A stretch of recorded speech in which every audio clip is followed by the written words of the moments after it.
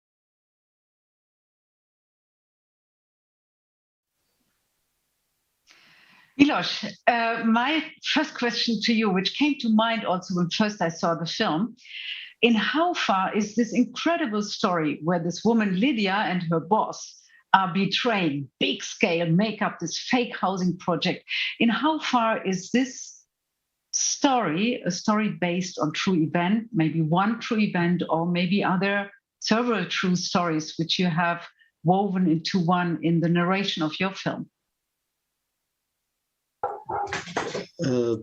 Thanks for inviting me here. And yeah, you were right. There are quite a lot of examples of people who got cheated by fake investors in Serbia during recent years. And also there were quite a lot of news about accidents on construction sites.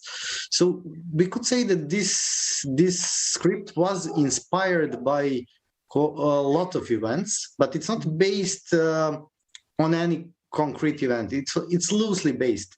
So we took that as a starting point, and we developed it further into film story. But all of the elements in the movie are basically real, or could be real in Serbia, or usually anywhere in Balkans. It's the same. So it was really important to root it somewhere into reality and then go into the fictional part till the end of the movie. So unfortunately, our reality gives us a lot of motives to make this kind of movies. Yeah, thank you very much. The main character, this elegantly dressed woman, Lydia, I think wonderfully performed by Jasna Duricic as an actress. She orchestrates, she runs a PR agency, and I think we could gather from the scene we showed in the beginning that she kind of orchestrates all these real construction site workers who, to me, appeared like real characters.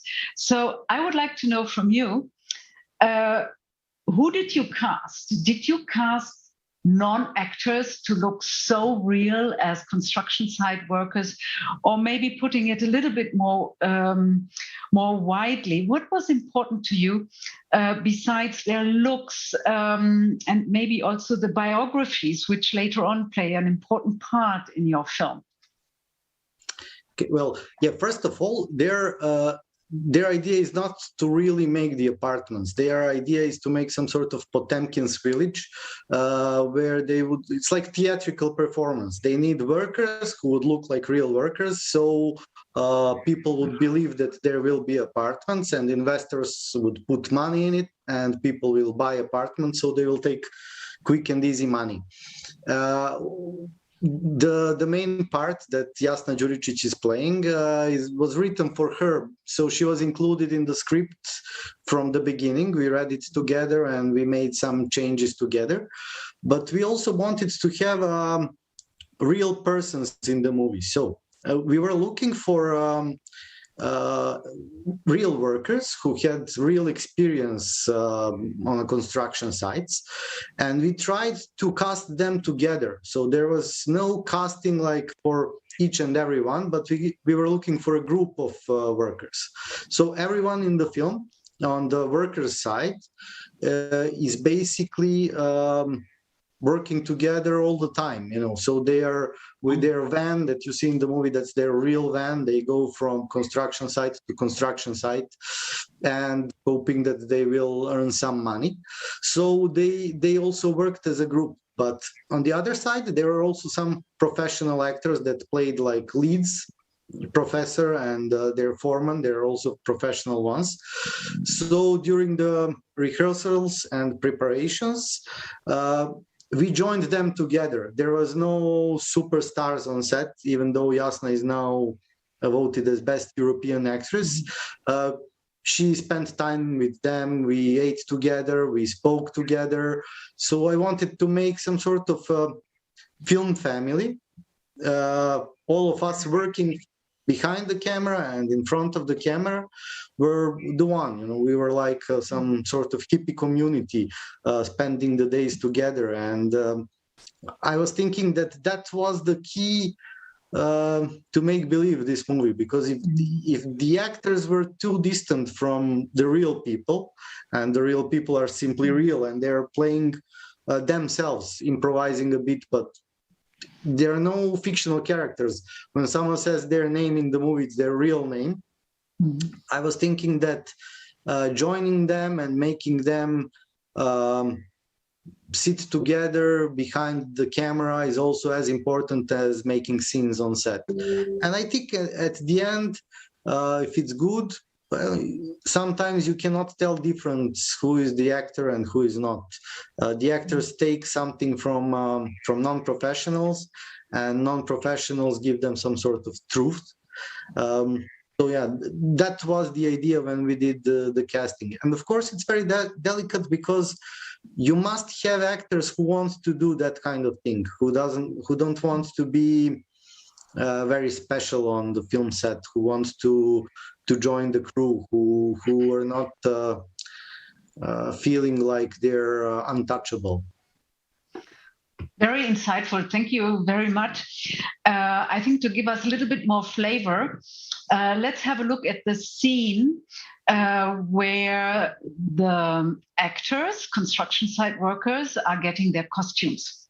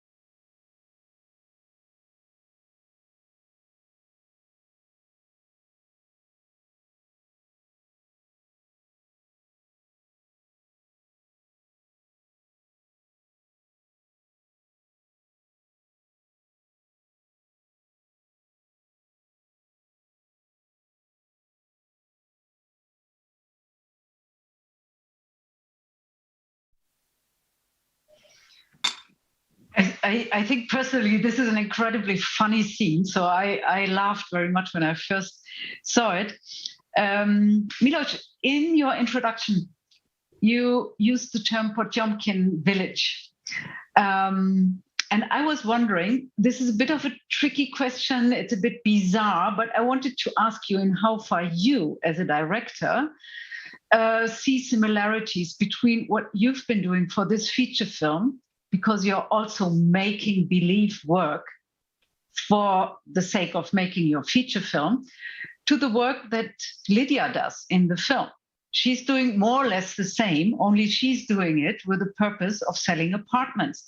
And I wanted to know whether you experienced something like this little bit bizarre analogy between her work and your work as a director. And forgive me, I don't mean to be offensive with this first question. No. I understand you. It's an interesting point. Well, as I am also a producer and director of the film, for me it was strange from time to time to do both jobs.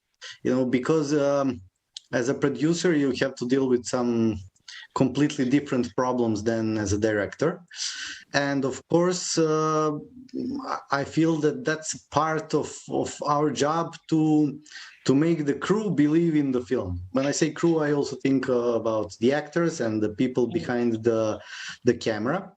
And when you're at the same time producer and director, sometimes you know about problems that might go up on the shooting if there is some difficulties on the way. So yeah, you have to behave like everything will be fine, like there will be film at the end, but I have to say, and I'm not ashamed of that, that you have the days when you think nothing will go on, everything will break down, and it's normal. I think that's the process of making the movie or dealing with any other job where people are involved. You have to lead them, you have to make them trust, you have to make yourself trust, and you have crisis. And of course I think I have better intentions than Lydia, main character in my movie, but she also has sort of a crisis and periods in time when she's not sure if she can continue doing that. So there are some similarities for sure. I think we for sure will come back to this particular aspect of make-believe and where are like these gray zones. For the time being, I would like to say thank you and shift to a place which at the moment is very much in the news. We're going to Ukraine, and I would like to welcome Taras Stumenko and Michał Lubarski.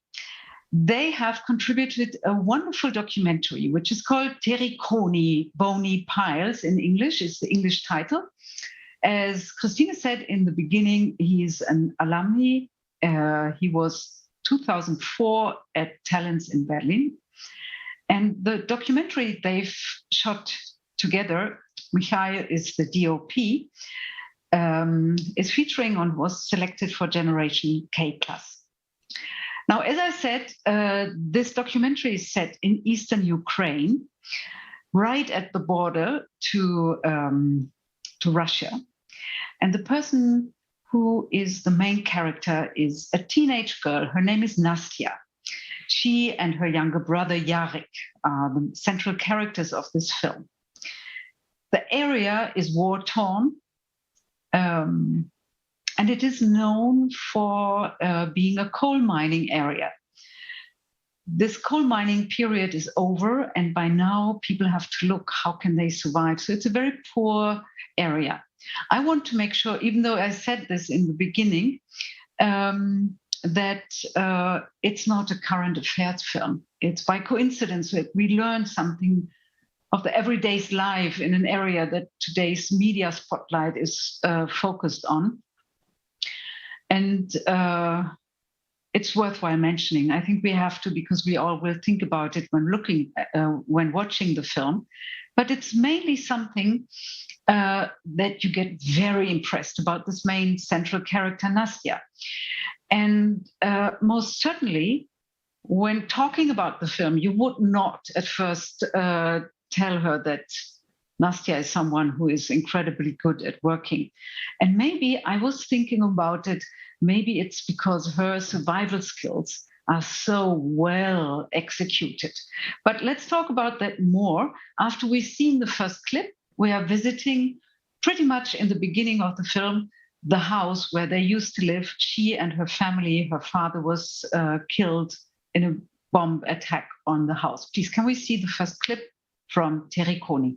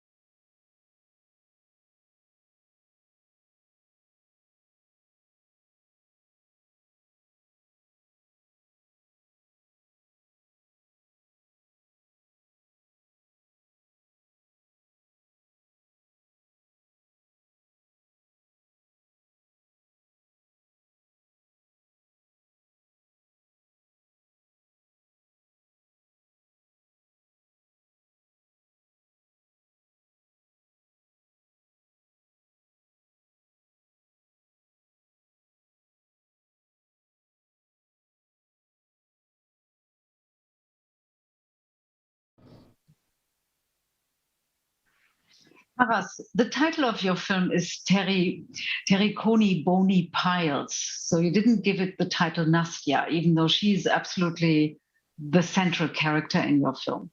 So it's also about the portrayal of a whole region that is deprived, raped, even one could say, to the landscape when we look at it, and we get to see quite a lot of it. My first question to you would be, when you started with this project, who or what was first? Was it Nastya as a character, or did you go to the region and you thought, oh, this is a region I would like to make a documentary about?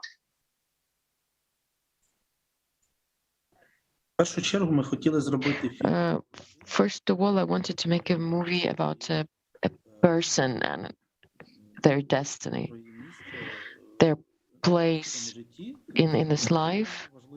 And it was important for us to, of course, to talk about Nastya in the first place. But so she's a good example for this region. Donetsk and Luhansk. Also, this title is a metaphor for material which is not needed anymore.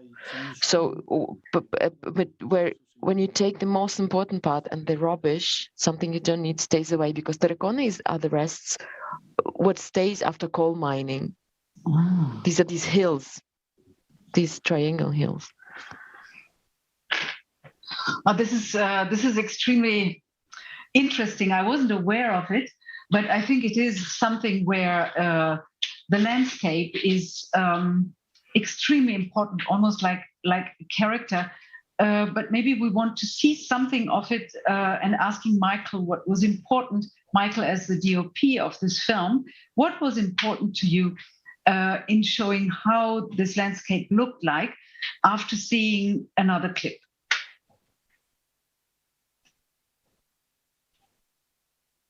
Can we see?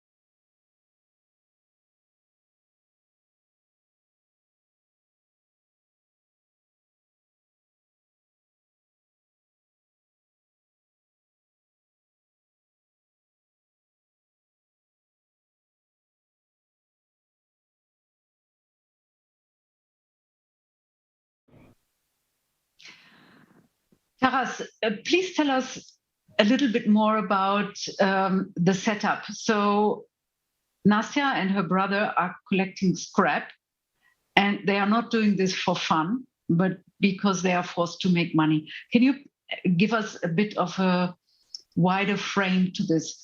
They are really forced to make more money. And is this the best way to make money for young people like Nastya and her younger brother? Ну, власне, так, це Well, yes. вони поставлені на So they are on the verge of survival, and collecting this metal and selling it is one of the ways to get the money, one of the few ways, because the only source of money in their family is social is welfare, and there are 6 more children. So it's a big family, and to feed them through is very, very hard. So they're forced to earn money this way. But this is one of the ways they earn money. Practically all the metal has been collected by now, so it's hard to find anything new. And when we were filming, many times we saw other kids who were gathering metal next to us, parallel to us. Thank you very much. Michael, I want to ask you, we even saw in this scene that we just saw, in the backdrop, the remains of the coal mining. And as you explained, I wasn't even aware of it, that the Ukrainian title relates to the very hills that are remaining after coal is mined in a particular area. What was your concept? We see it little by little. We see how terribly raped the whole area is when it comes to the landscape, and how you show it in the film. It really becomes something much more but a backdrop. It's something that people relate to and try to develop their survival skills in sync with the landscape where they live. Could you explain to us the visual concept of how the landscape came into your film?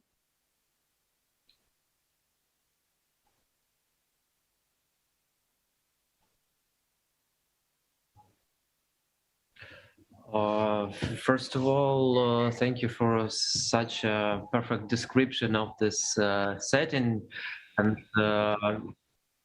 it's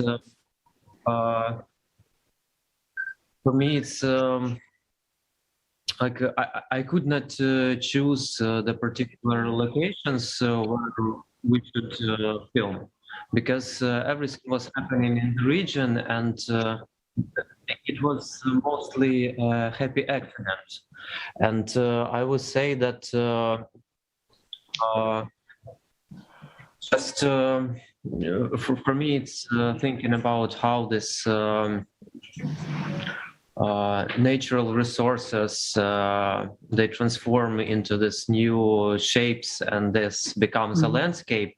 This is a beautiful part, as you look at this as some just lines, shapes, and gradients. But unfortunately, it's not that.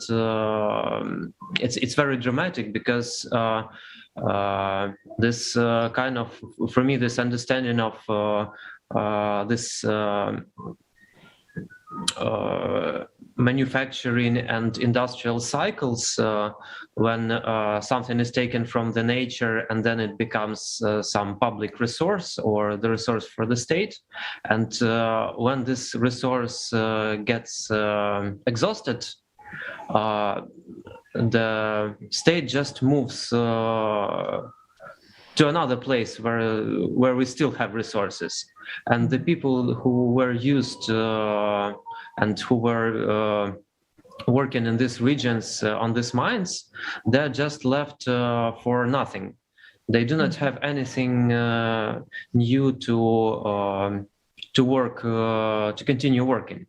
And that's how we lose a generation after the generation, in fact. So when the mine gets exhausted, the thousands of workers, they have no place to work, in fact. And this is how they become like also a part of a nation that needs someone to take care of them. And otherwise they lose the sense for living, and they have nothing to do in their life, in fact. And when these people have kids, they do not have an example of a working man, and they also have no idea of what to do for their living and which values they have to develop for themselves. And finally, these kids, they grow up and they also make kids, and these kids do not know what to do next, in fact. And this is the problem of, I would say, the state that doesn't take care of people. And when the war comes, the situation becomes even more dramatic, because here we have to think of what's going to happen when people do not know actually what to do with their lives.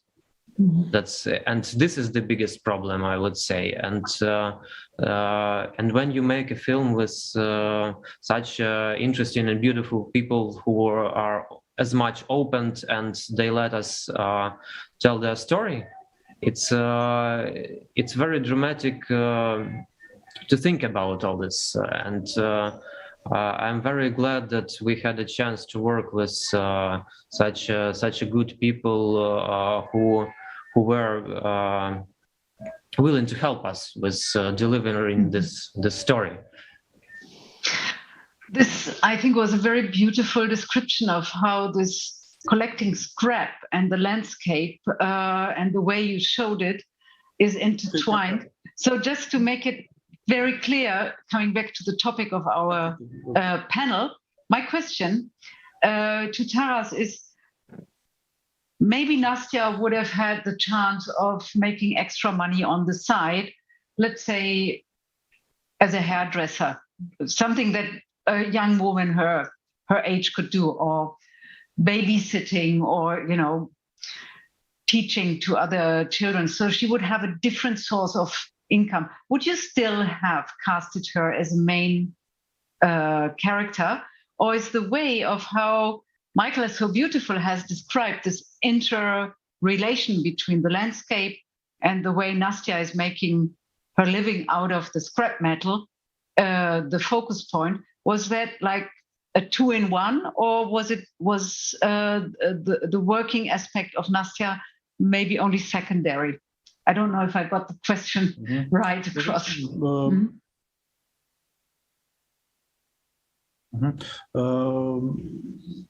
Вона не може офіційно отримати роботу, So she cannot work actually anything else because she's a child. She's underaged. So also, like for example, to be a hairdresser, for example, she would need to learn something. Yes, she need to learn how to do it. But so if she would still be my protagonist, if she would be a hairdresser or something like this, maybe she would, because the most interesting for me, it was her state of mind after she has lost everything. So this vacuum in which she lives, because she lost her father, she lost her home, and the person living in this state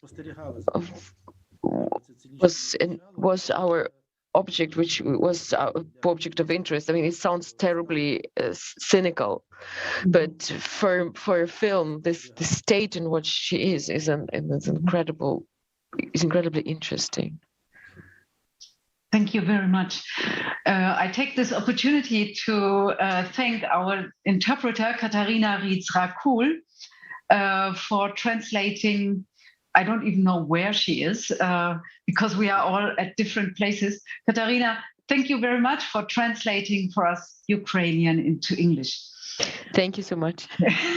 Let's move on and to the film Unrest, Unrueh, by Cyril Schäublin. Also from my side, congratulations to yesterday's award at Encounters, Cyril, who talks also as an alumni in this round.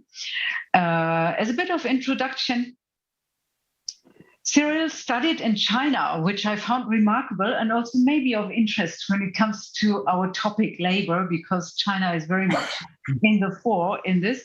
He studied Mandarin, Later on, he became a student at the FFB at Deutsche Filmschule Berlin. Unrueh is his second long feature. Il faut fabriquer ses gâteaux was a short film that he made earlier and in 2017, Those Who Are Fine. He's also a descendant of a watchmaker's family. We will talk about that later. So Unrueh is a film, which is a period film. It is set in Jura. I don't even know, is Jura also the English word, Cyril, for Jura? Or do you, okay. So Jura is kind of like a provincial part of Switzerland, very beautiful. The film takes place in the year 1977. 1877. Sorry. 1877, of course. And one of the main characters is the Russian anarchist, Pyotr Kropotkin. He was also a cartograph, and for longest time, he was also quite a popular, almost a pop culture figure in the last century, and particularly in the time when he was alive. He became a very, very, very well-known person who talked about what workers' rights were like, his ideas. In this film story, Unrest, he comes to Switzerland and does study in a watch factory, in a manufacturer. There he meets one of the workers, Josephine, and underneath a love story is told about. This is not the focus of our topic, but it's part of the film. It's kind of like one of the discrete layers of it. Our focus is how did the film team portray labor?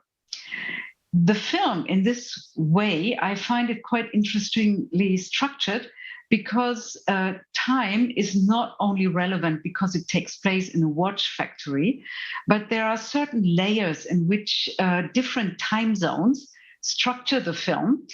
And maybe to get you an idea of what I'm talking about, let's start seeing the first clip where we see how the manufactory is introduced to us in the film. Can we see the first clip, please?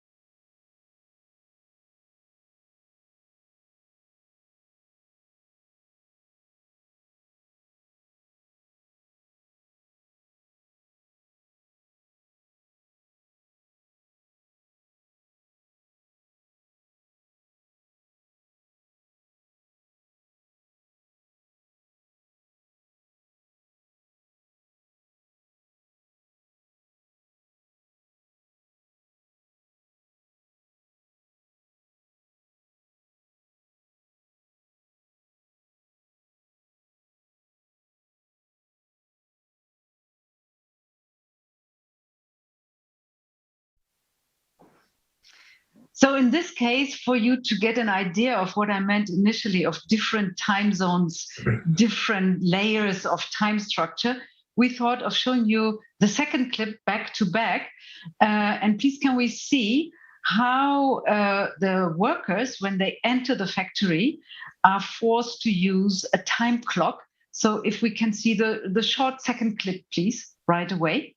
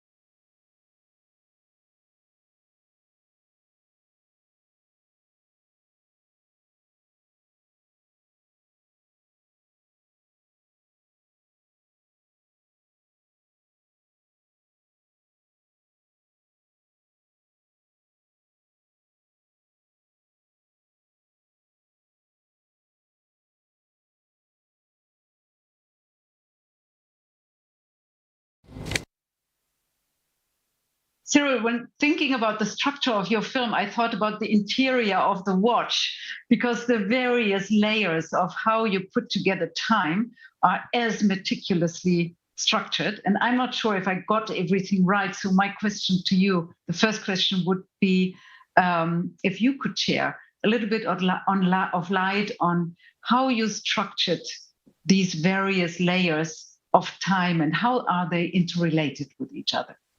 Okay, thank you so much. Nice to be here.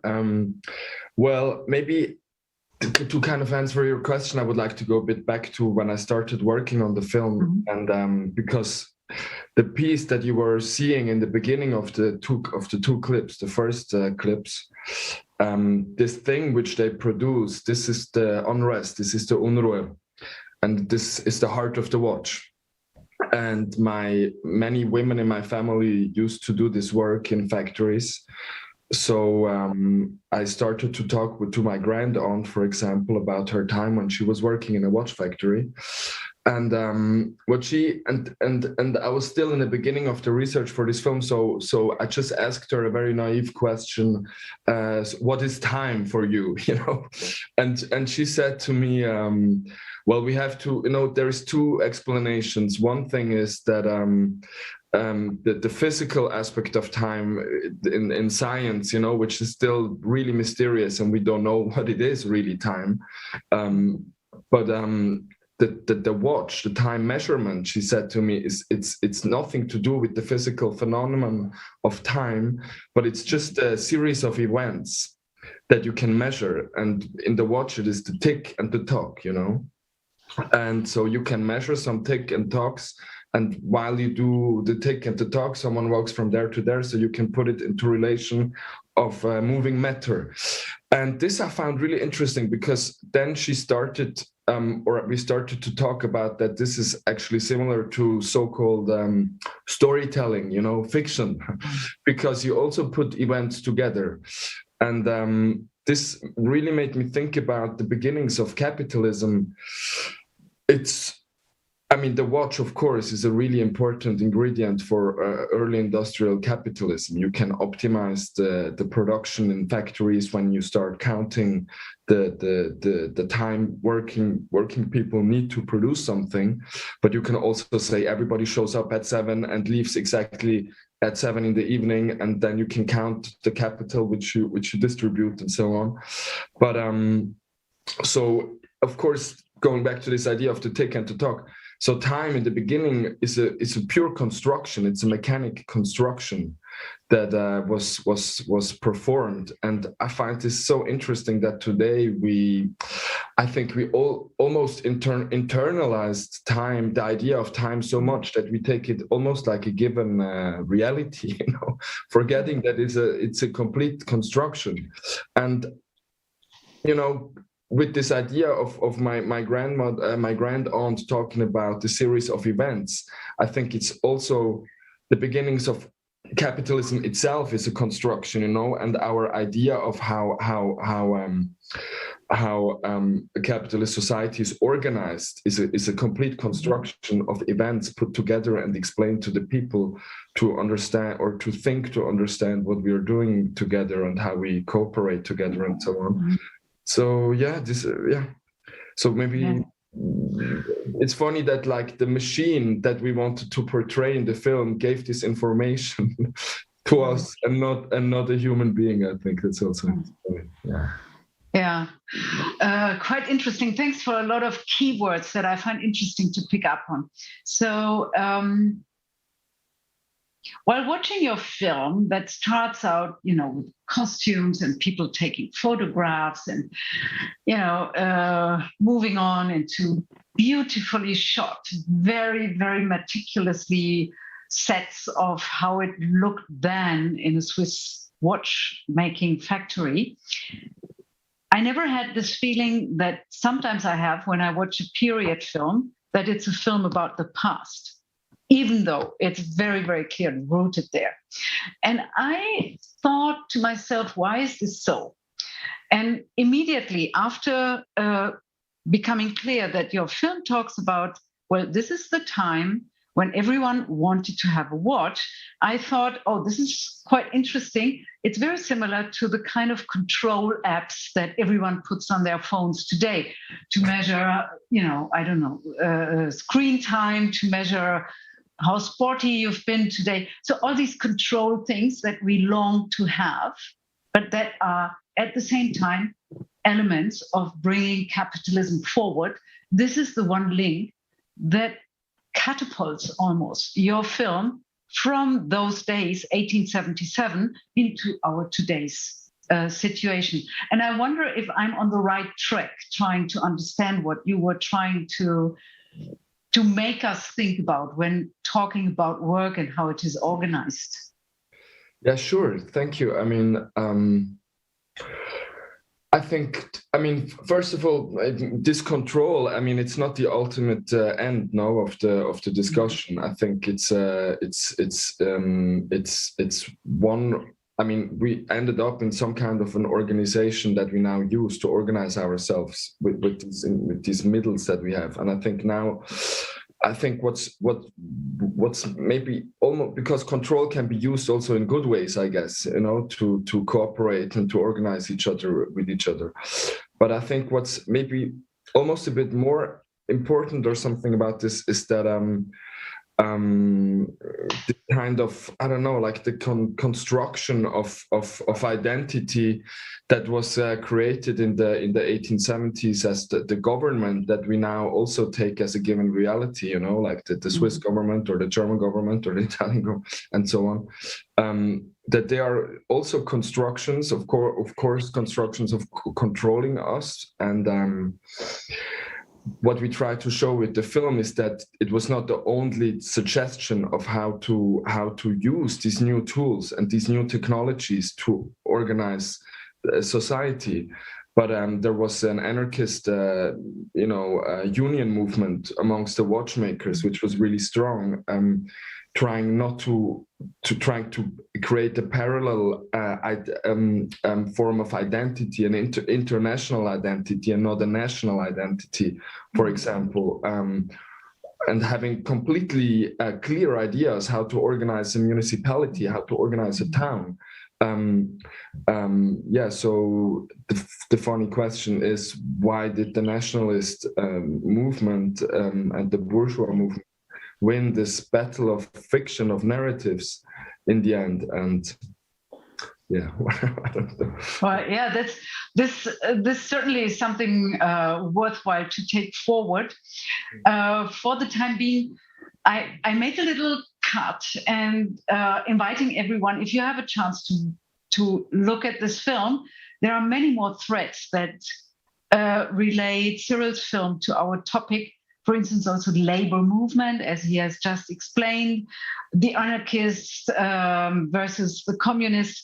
I myself, I must say, I never knew about this particular chapter of Kropotkin's life in Swiss Jura. So I'm very grateful about having learned something and got inspiration of keeping up my studies, hopefully after Berlinale. But for the time being, I would like to make a little bit of a cut here in introducing our distinguished guests and filmmakers, and come to the part where I would like to invite the talents listening to us to prepare your questions to the filmmakers.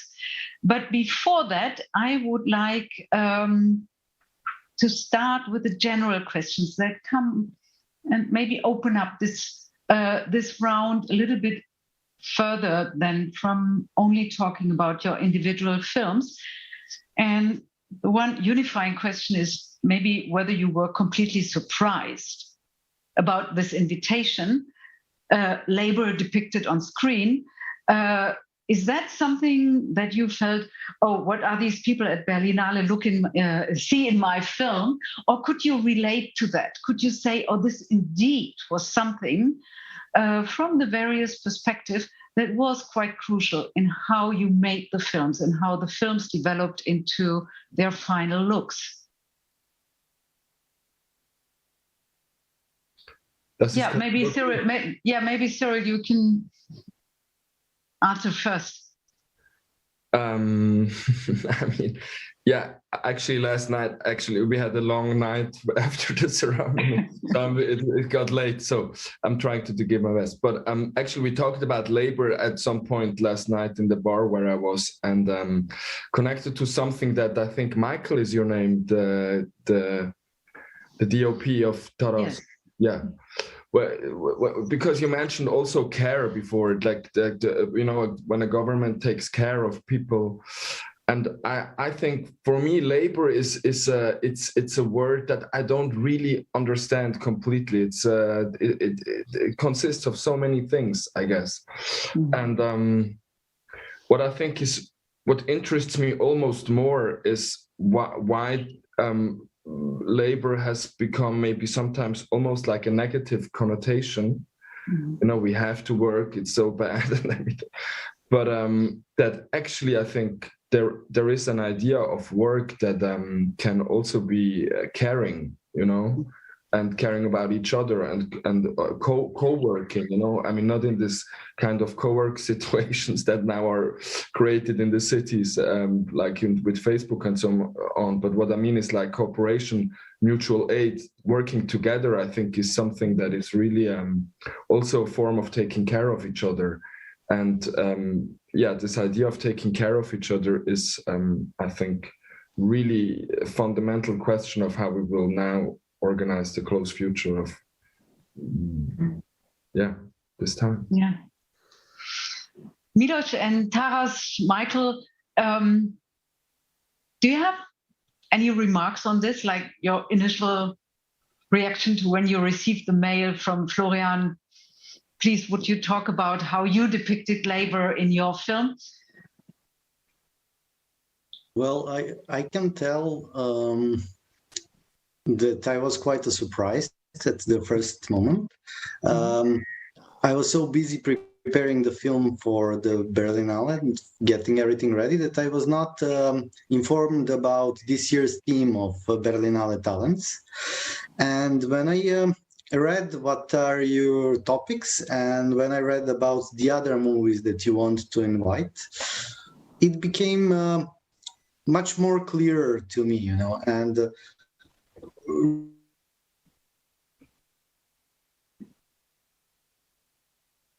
really my name is really what it means to have a job and what it means to be without a job.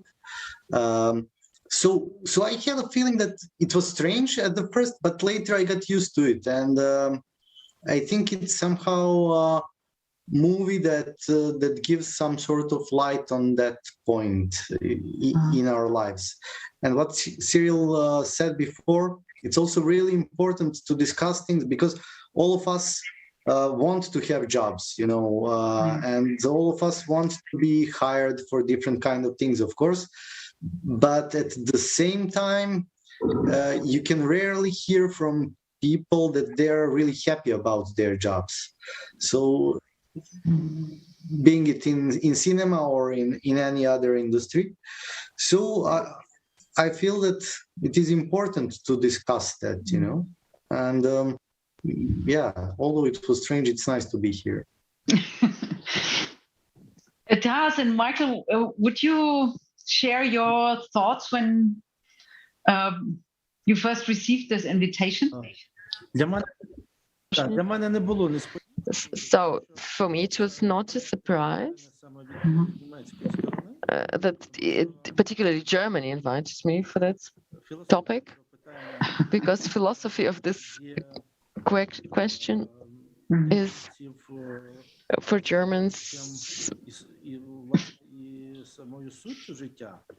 So it's essential for life in Germany, because it's very hardworking and well organized country. So I was not surprised that this question comes from Germany, this topic.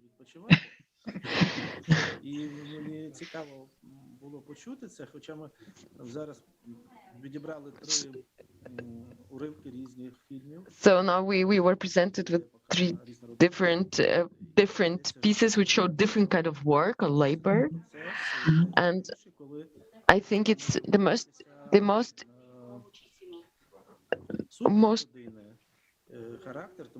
because labor is one of the ways how you can really show the character of a person, or yes, and the person. So it can be mechanical or it can bring you joy, and depending on a character, this can change.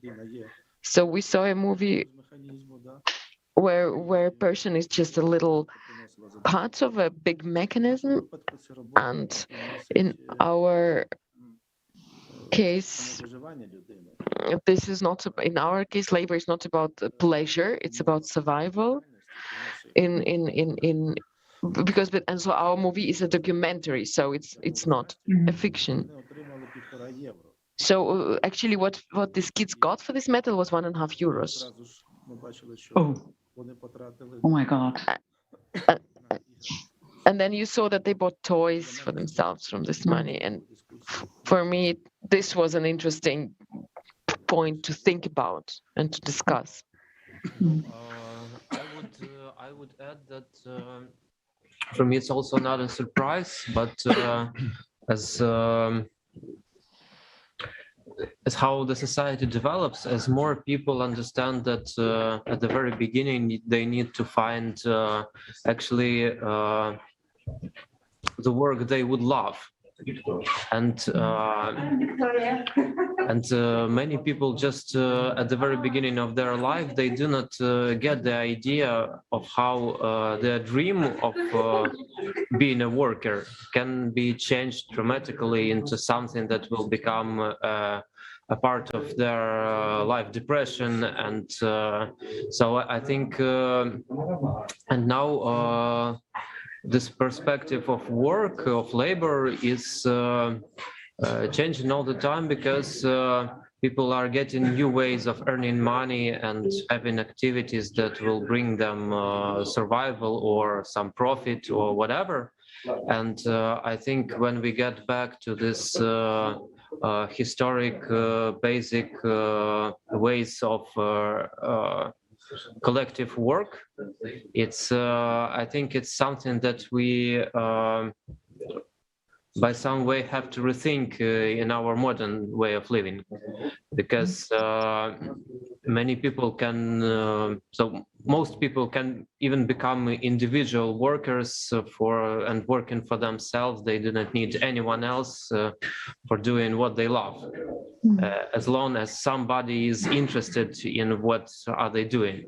In fact, and for me, I would make some conclusion of this idea in a way that when I first got to the Talent Campus in 2012, I was still it was the first or the year after I graduated from the university, and I had no idea of how I'll be earning money for living, and I just wanted to make films, actually.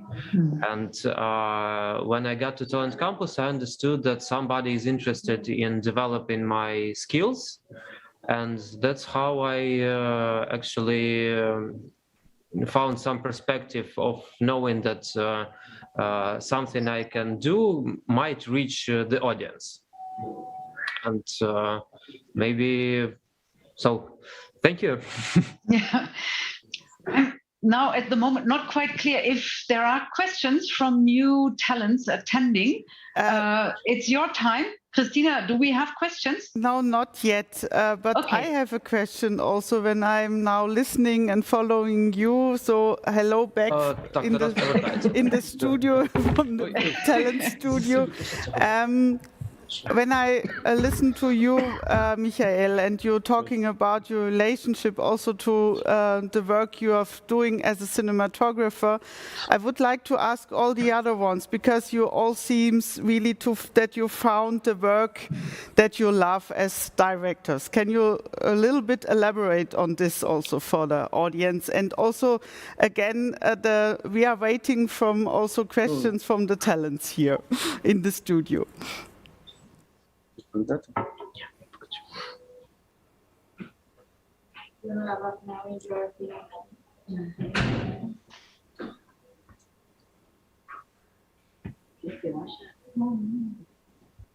So then again, my question is to you. Yeah, you all as filmmakers seems that you found really the work that you love. Can you elaborate a little bit on this from a personal point as directors?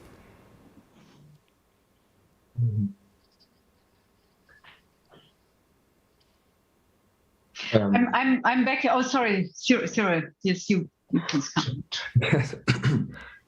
I don't know what I've just recently was thinking about is that what I've now looking back on the last film, or maybe to the next one, I think what's so interesting when people make films is that a lot of people come together and share their lives and also maybe their intelligences with each other. And I think this is something I really like to engage more in, that to understand as a film project, not as my own kind of creation only, but as something that is an invitation for people to participate and give it their own matter somehow. And yeah, this is what I find really incredible with making a film, because this is so maybe even more than in other collective in the aviars. It's it can leave so much space for togetherness and talking to each other and just listening, and yeah, this is really incredible. I think. Thank you so much. I allow myself to. Sorry, Christine, may I subdivide maybe the question that you've had? I find extremely important when we look at filmmaking as labor. There are different aspects. It's like the first idea, writing the concept, sharing with friends, submitting, looking for money, shooting, and so on and so forth. And I think the interesting question to all you as filmmakers is, which part of looking at making a film do you enjoy best and why? Or which are the elements that you don't like in looking at filmmaking as labor?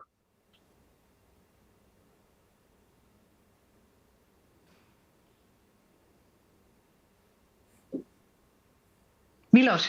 Okay. Well, first of all, since I decided that I want to make movies, and since I had some success doing it, I have a really strong feeling that we are privileged to work the things we love, and that's, I think, the rare opportunity in this world, to do something that's really interesting, that doesn't repeat itself. It's like a new adventure each time, new ideas, new problems, new challenges. But if you like it, then it's of course easier.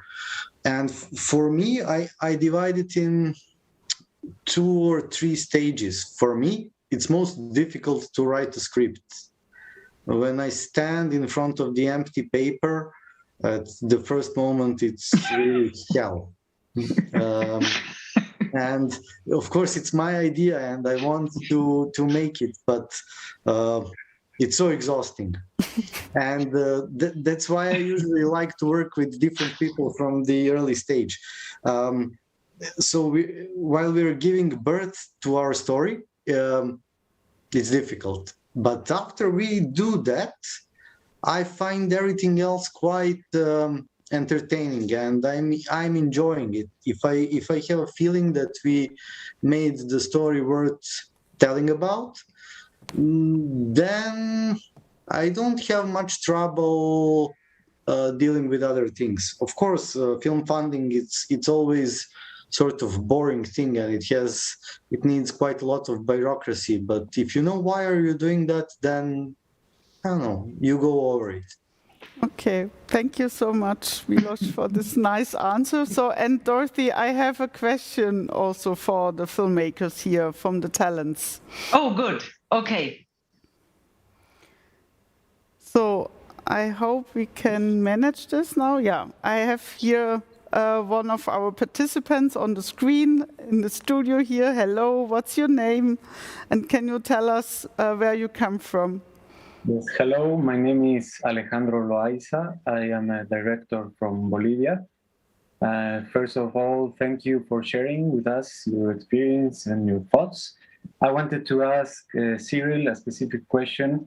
I sense a lot of what Harari wrote in *Sapiens* in what you are saying, and I wanted to ask you if this was an inspiration for you, or if you have read the book, and if it was an inspiration. Hi, thank you so much. Can you hear me? Yes. Okay, thank you so much for your question. I must admit I have not read Harari really, but of course I think the stuff that I've heard about it or that I've read is interesting. This kind of that to understand that we live in a construction. If it's democracy or capitalism, yeah, I think he depicts this really nicely. But there is a new book that just came out right now. It's called I think in English it's called Beginnings by David Graeber and David Wengrow. And they also talk about Harari, and yeah, I can really suggest to all of you to read it. Really, really interesting.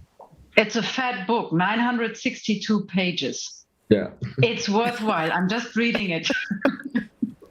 But Dorothy, I have also a second question, but just to let you know. Yeah, I don't want to interrupt the conversation. Alejandro, is your question answered by Cyril? Yes, thank you very much. Okay. I think you should read it. You're going to find a lot of coincidence. Congratulations on your award. Thank you so much. So we have. So there is a second question coming, Christine, or not? Yes. Yes. I have here another talent here on screen. So can you tell us briefly your name and where you come from? Yeah, Steffen Goldkamp. I'm from Germany, from Hamburg. And I also had a question for Cyril, because what I really liked in the film is that you were like not only working with the film crew coming from the city and moving to a village, but also I had the impression that the whole village somehow was involved in the process of making the film, and also in terms of labor, of acting, and probably a lot aside. I was wondering if you could tell a little bit about the process and how you worked. Mm-hmm.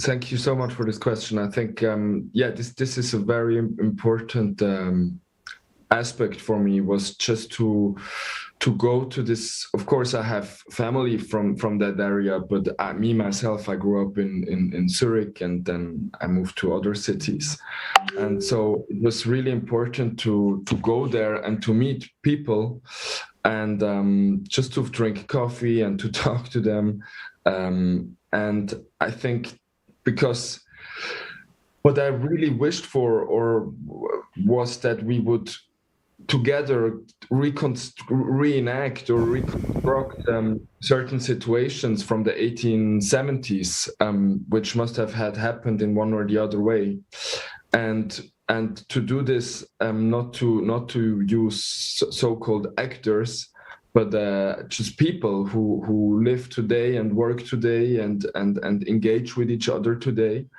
and which was also kind of risky stuff, because we had no idea how it's going to turn out when they put on historical costumes, and you never know what would happen. But it was interesting that this kind of language that I was wishing for, not a historical language, not a I don't know, like this heavy language, but the language that is just speaking through them and to each other. So this was really important to bring people together who had, connections to that valley, but also from other places. And yeah, in the end, we had academics on the set dressed in costumes from Geneva, like the Piotr Kropotkin performer, and we had a truck driver, and we had a farmer and watchmakers from that valley, and an artist from Zurich, and we were just there, and trying to figure out how would this situation go when they do something from the 19th century with each other. So yeah. Could you tell what everybody has learned from that kind of encounter, or is that leading a little bit too far? No, I think I am still in contact with the truck driver in the film, who is the smaller policeman, one of the two policemen, the shorter guy. He visits me when he drives through Zurich with his truck. He comes and because he goes and gets a crop, in Zurich in his truck, and brings it to some other places. So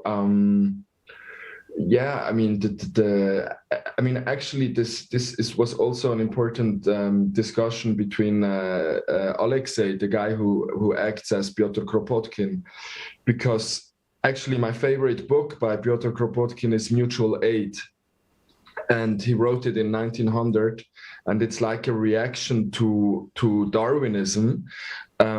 He does not deny anything of Darwin, but he says that what's interesting with the reception of Darwin is that after the publication of the struggle book, that people focused much more on the conflict and the struggle than on the aid systems, which Darwin also described. So what Piotr Kropotkin did, he just wrote one book with mutual aid systems, no conflict systems at all, just mutual aid, mutual help system in the animal world, in the plants world, and in the human world.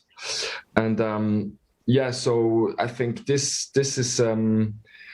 was what we stayed with after the shooting, that we just had it was a lot of mutual aid, like in this book that Kropotkin wrote, and and I think you always learn from this when you cooperate, and you take the risk to listen to someone and do something together, I hope. I would like to, unless Christine tells me there are more questions, I would like to go back to where we were a little bit earlier in the conversation. And that is, when preparing for this panel, I thought, cinema is much more associated to my working day is over, and what do? I go to the cinema to be out of work.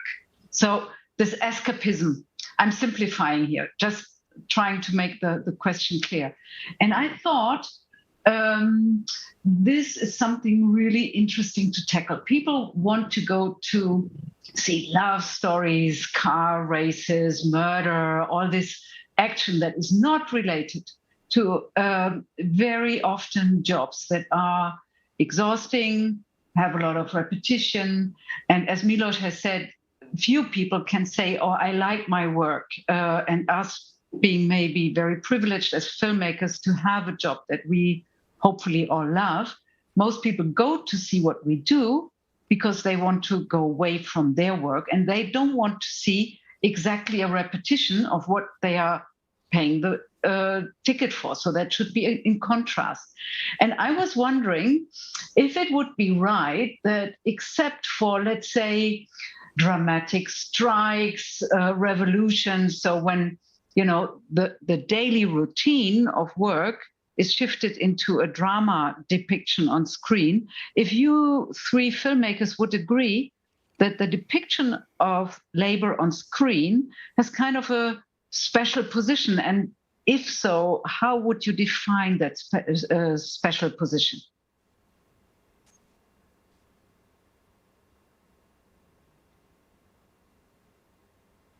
Or how you dealt with it. Like, for instance, I'm now seeing on my screen Cyril, and I was wondering, for how long can you make Josephine doing the same thing that she does all day long, I don't know, 10 hours, 12 hours a day, and you, in fact, you made like the work process, you know, like a love declaration in your film. So she's explaining what she's doing at the very ending scene of your film.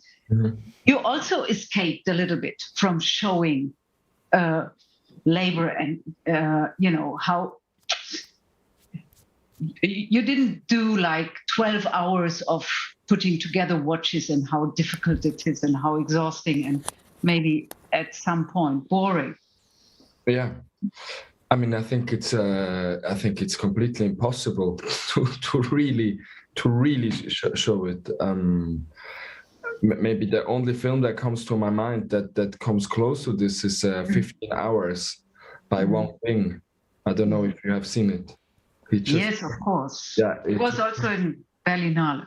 Okay, yeah, it just films for 15 hours in a textile factory, which is a 15-hour is the length of the shift, right, of the people working there. No, so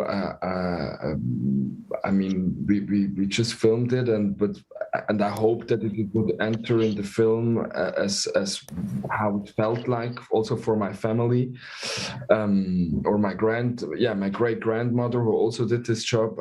But I don't know if it managed to get into, because I hope maybe what can happen if you, I mean, is maybe more that you start to think of the of this idea of, how do you call it, cadence, you know, like that you have your own, or that's what I found interesting also when we were shooting with the people working on the watches, is that you have this time system for all of them, and they work 1 hour producing 30 pieces, and it's the same time system, but people have different heartbeats, you know, different hands, different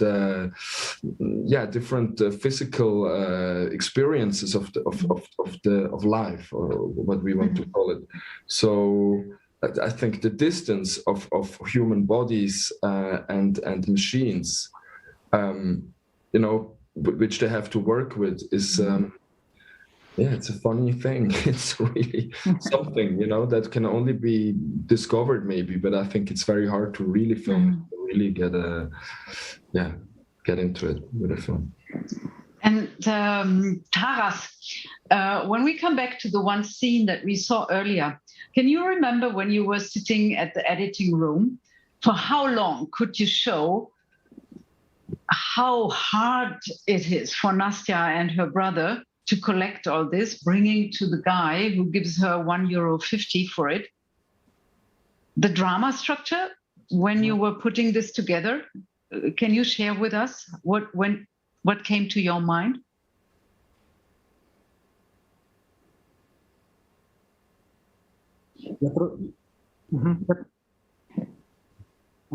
Я трошки ширше відповім, потім вернуся. I'll start broader and then I'll become more concrete. I think when a person appears on the screen and this person is depicted in some working process, so maybe her inside conflict can be. So the inside conflict of this person is the main thing on screen, and the working process is just used to depict it. So usually it's a conflict inside of a person and the world, or a conflict between two people. And the work which a person does every day, it can depict its place in a society, its place in life the best. So it's always interesting to watch a person who is working. And when we were editing the film, this episode took a lot of time to shoot, because it was difficult to find people who accept metal, because as soon as they saw a camera, they refused to accept this metal. So without a camera, the kids would have been successful much sooner. So that was long to film. So, and the process was to show how they go to one person, the second person, the third person trying to sell this metal. And it was amazingly interesting, incredibly interesting to watch this process, because the drama between Nastya and Jarek actually opened up and was depicted through this process and was seen in this process. And then she uses the money, and Nastya buys the ring, and Jarek explodes and says, "You should have bought some food instead of this ring." And we understand that looking for this metal, looking for this work, was actually aimed to fulfill their childhood needs, children's needs. But we see that also they're growing up in the process of this work. So, and this was, for me, was very interesting to watch. Wow. I think this is a very important part of documentary filmmaking, when we say, well, we as filmmakers need you as protagonists and what you're doing, but the actual presence of the camera is, putting a bit of a shift in how money is made, just as you have described it. I think this is a whole world to discover. I'm looking at the clock, not Cyril's, unfortunately, but a shabby watch that I have here with me. And I think we slowly have to come to an end. And unless Christine tells me there is time for last question, I would have a last question to Milos. Yep. Christine? No, Dorothy, go ahead with your last question, please. Okay. So as I said, I think we have to wrap up. My last question would go to Milos. And I don't want to end on a tragic note, because we have a lot of tragedy anyhow. And I want to ask you for your favorite anecdote where there was a confusion between your directions as a director to the workers and how they had to work, as opposed to what they were really doing. For instance, when cutting down the trees, or when something, where they worked in this Potemkin village kind of an environment. If you could recall and wrap up this session where this world, the fake reality, the fake work, nicely touched with our work as filmmakers. Well, there was a scene which didn't end in the movie at the end, but I wanted to shoot them and the actors eating together and discussing their previous experiences. So we set everything, we decided where we will shoot the scene, and then I asked the actors to ask real workers about their bad experiences during the work. So, and everyone has some sort of sandwich to eat. We started filming, but it looked like no one knows how to eat in front of the camera. It was really bad scene at the end, because everyone was so afraid how they will look probably eating the food and sandwiches. That simple setup was so fake that it couldn't be used, So my idea to catch one everyday simple thing about that was eating the food that you do every day and you think you know how to do it perfectly was the fakest thing ever. Okay, so I want to wrap up, and I want to thank you all for allowing us to shine a light on this particular aspects of your films, which I want to repeat at the end of this session doesn't do justice to the beauty and the worlds that you all three have opened up to the viewers and audiences with your films. The more so, I thank you for sharing this particular topic with us, your ideas, your experiences. Big thank you goes into various directions. That is to Milos Puścić, to Taras Tomenko, to Mikhailo Lubaski from Ukraine, and to Cyril Schäublin, who I think might still be in Berlin, but originally is from Switzerland, to Berlinale Talents. And thanks a lot to all the talents who've listened to us, and I wish you a nice end of this working day at Talents. Thank you so very much. Thank you so much also to Dorothy here. Bye. Катерина, дуже дякую вам за переклад.